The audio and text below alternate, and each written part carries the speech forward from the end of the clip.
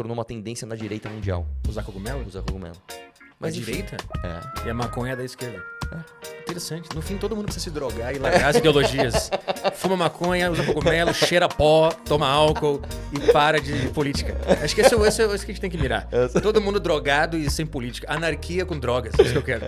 Não, mas eu usei cogumelo esse fim de semana e foi bem interessante. Foi bem legal. Se for uma parada muito louca, é o seguinte. Você falou do cogumelo, né? Vamos lá. Conte viagens de Arthur Petri cogumelado nesse final de semana. Vai lá. Eu fiz amizade com um inseto que eu não sei qual é. E virou meu pet. Eu quase acordei em outra vida numa hora. Só uma coisa, cara. Quantos gramas de cogumelo você 1 comeu? grama.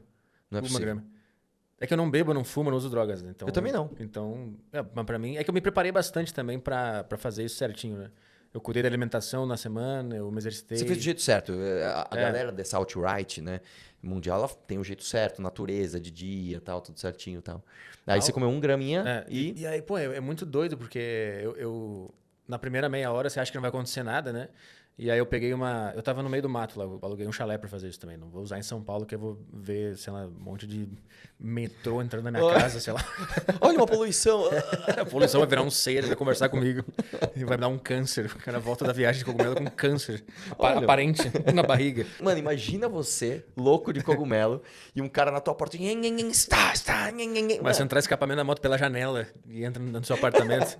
Não, eu fui pro meio do mato fazer isso, porque eu queria fazer direitinho pra passar pelo processo. Você nunca tinha terapêutico. comido? Não, nunca. Eu nem sei como é que eu descobri. Do nada, me deu essa ideia e eu fui atrás, pesquisei, estudei e comprei o negocinho lá no site e me preparei para ir pro meio do mato tomar. Eu tomei 1 grama.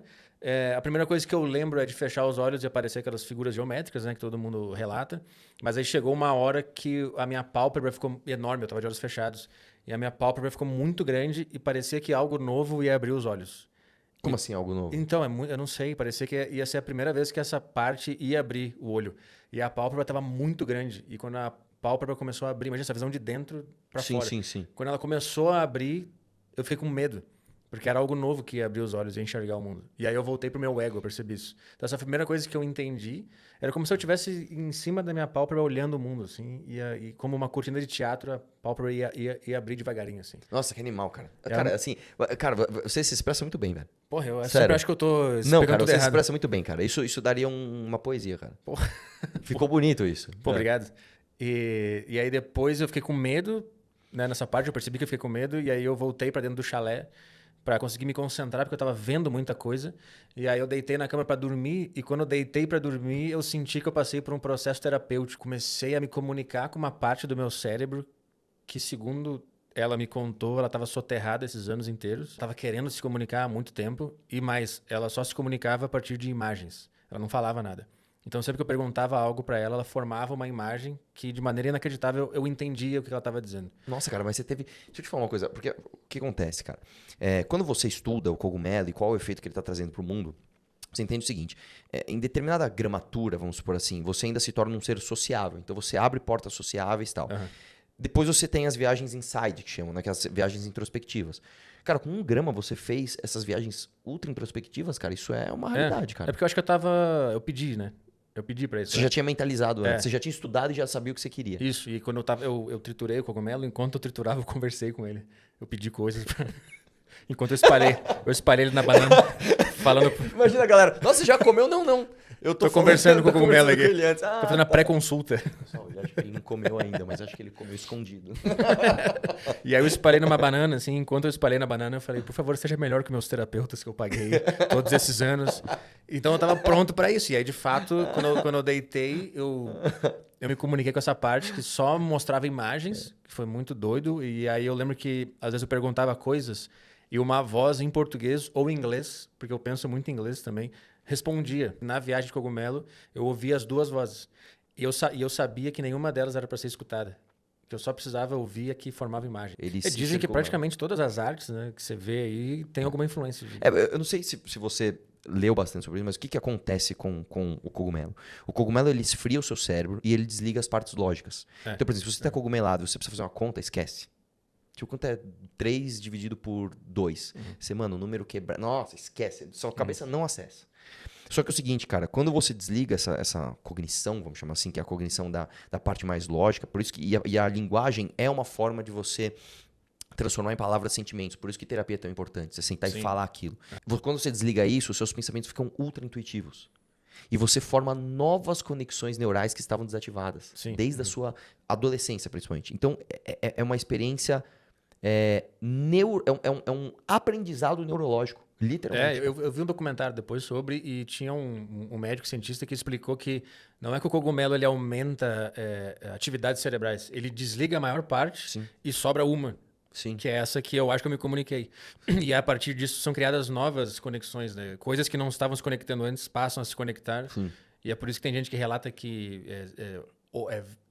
ouve a cor, né? Tem gente que relata isso, né? É, aquela coisa sinestésica. Porque você sentir coisas que não são sentidas. Porque os caras explicaram que é literalmente pegar um cabo e conectar num outro lugar que não era para estar conectado. E é isso que o cogumelo faz, pelo que eu pesquisei depois, né? E foi muito doido, porque eu tive essa parte que só se comunica por imagens. Os relatos todos, assim, da galera que usa... Inclusive, tem uma galera que é especialista nisso. E eles ficam fazendo aquelas experiências de usar muita gramatura. Tipo assim, 15 gramas, 20 gramas. E aí acontece uma coisa interessante, cara, que é o seguinte. Pessoas que não têm conexão. Então, um cara na Indonésia com um outro cara no Canadá, começam a ver as mesmas entidades. E aí as pessoas estão tentando entender de onde isso vem, e provavelmente vem da formação do cérebro lá de trás. Então é um resquício, é um caminho neurológico que, sei lá, o Homo alguma coisa tinha, que evoluiu para não sei o que lá, que no Homo sapiens ficou, e é um traço genético que todos temos e está desativado, e quando você mete essa gramatura absurda, você acessa. Tem a tese que o macaco tomou e aí que ele desenvolveu a linguagem e transformou no ser humano, né? Essa tese é muito boa, eu acho muito maneira. E posso falar, cara, faz todo sentido. Cara. Eu também acho que faz sentido. Não tem como provar, mas é muito maneiro, né? Tem naquela série Fungos Mágicos da Netflix. Não conheço. Eles fazem a animação do macaco andando na floresta, ele abaixa para pegar o cogumelo, toma, e aí eles mostram o que pode ter acontecido no cérebro dele a partir dali. E o cara até explica, né? Imagina isso milhões e milhões e milhões de anos com essa espécie. Talvez seja uma explicação do porquê que a gente é como a gente é hoje, né? Então é muito doido. Desliga essas conexões, padrões. O software padrão para de funcionar. Entra em ação essa outra coisa que está aqui, só que está escondida, né, agora. E aí eu tive esse processo da terapia, que parece que eu curei várias coisas. Eu vi que não existem problemas também, que os medos não existem, que eram só processos... De conexões cerebrais que estavam rodando, não eram de fato problemas. E teve uma hora que eu vi os problemas sendo drenados também. Na tela, assim, quando você fecha os olhos, tinha um rio no lado direito e tudo que eu pensava de ruim, dos problemas que eu achava que eu tinha na vida, eram transformados em imagem e essa imagem era drenada por esse rio que estava no canto. Cara, é muito doido. Eu não sabia que era tanto assim. Muita gente confunde, né, o estudo, né, e o uso do cogumelo, até da ayahuasca, não sei o que lá, com droga sintética, que é outra coisa, não tem nada a ver. Vou tomar MD, vou tomar ácido. Cara, droga sintética é outra coisa. Droga sintética tem anfetamínico, droga sintética tem estimulantes, é outra coisa completamente nada a ver, velho. Isso é realmente cultura milenar, ancestral. Quando você vai estudar a história disso, cara... Você é louco, cara... né? O negócio tava no chão, não é? Não foi um cientista. Não, ele nasce da bosta, cara. Nasce da bosta da vaca. Mas só pra deixar esse disclaimer. Não tem nada a ver com droga sintética. Não é droga que você vai comprar de um traficante. E outra coisa também, cara. Não adianta você comer e falar, que sensação legal, vou comer de novo. Não adianta, cara. Os estudiosos dizem que... Tem tudo isso na revista, né? Existe o período certo pra você comer, o jeito certo, tudo certinho. Então você tem que ter tempo pra isso. É que o corpo cria resistência muito rápida à psilocibina, né? Psilocibina que é convertida em psilocina pelo corpo. Quando você toma, o corpo já cria resistência. Então se eu tomar de novo, no dia seguinte eu não vou sentir nada. Eu teria que tomar o dobro da dose para ter o mesmo efeito. É isso que eles explicaram. A resistência é criada muito rápido, então não tem como você se viciar no negócio e ficar dependente, porque você não vai ter o efeito de novo, nunca. Aí teve o processo terapêutico, que eu estava deitado e começou a passar essas coisas, e depois eu levantei e eu fui para a natureza e eu fiz amizade com os insetos. Eu vi bondade nos insetos. Teve uma hora que eu estava sentado numa cadeira lá fora, e aí eu comecei a ser tomado por insetos, todos eles na minha perna, no meu braço e tal. Aí a minha namorada veio me ajudar e ela espantou os bichos com um pano. E eu falei, não, deixa eles aqui porque eles estão me limpando. E aí tinha um que estava aqui no meu dedo. Ele estava comendo... eu sabia que ele tava comendo as células mortas do meu dedo. E ele tava de boa comendo. Ele se afastou pra cá, com medo da minha namorada. E ele ficou voando aqui. Até ela sair. Tipo, querendo voltar. E eu aproximei meu dedo dele e falei assim, pode voltar. E ele voltou. Pousou e continuou se alimentando de mim. Eu criei amizade com insetos. Joguei jogo do sério com uma mosca também. Foi bem interessante. Qual que é o jogo do sério? Você fica olhando e não pode rir, é isso? É. Mas você ficou com vontade de rir? Então a gente ficou num duelo de quem vai sair primeiro, assim. E aí eu testei a mosca pra ver se ela realmente estava no jogo comigo. Eu mudei o ângulo da minha cabeça pra direita e a mosca se posicionou pra continuar me olhando. E aí eu voltei pro outro lado e ela se reposicionou pra continuar olhando pra mim. Ela tá no game, ela tá no Ela game. tá A comigo, mosca ela entendeu. Mosca casca grossa. Ela tem experiência, já Como não é o que primeiro acabou isso cara. dela? Agora eu tô curioso. Aí ela perdeu. Ela perdeu? Ela perdeu. Eu cheguei muito perto e ela foi embora. Porque aí você falou assim, vamos brincar de hiperfoco aqui? Vamos ver quem Ganhei da hiperfoca natureza, nessa toma parte. essa. Muito bom, cara. Muito bom, cara. E depois eu morri também. Eu me vi morto. Você morreu. Eu me vi morto. Eu vi o meu corpo apodrecendo, minha perna ficou roxa. Mas não te deu bad trip, assim? Foi um processo que você sentiu que era natural? Eu senti assim, cara, é isso. Isso aqui já é um cadáver. O que tá vendo isso agora é o importante. E eu não preciso me preocupar tanto com as coisas. E até a ideia de suicídio se tornou uma coisa Inútil. inútil e não ia resolver nada. Não é essa frase que passou na minha cabeça, mas tipo, não é nada. Esse corpo já tá apodrecendo, ele já tá se encaminhando para isso. Eu fiquei bem feliz assim de perceber que tem uma parte do meu cérebro que é incrível e que não tá dominada por esse software padrão que tá rodando. Eu tava em busca dessa parte, inclusive, né?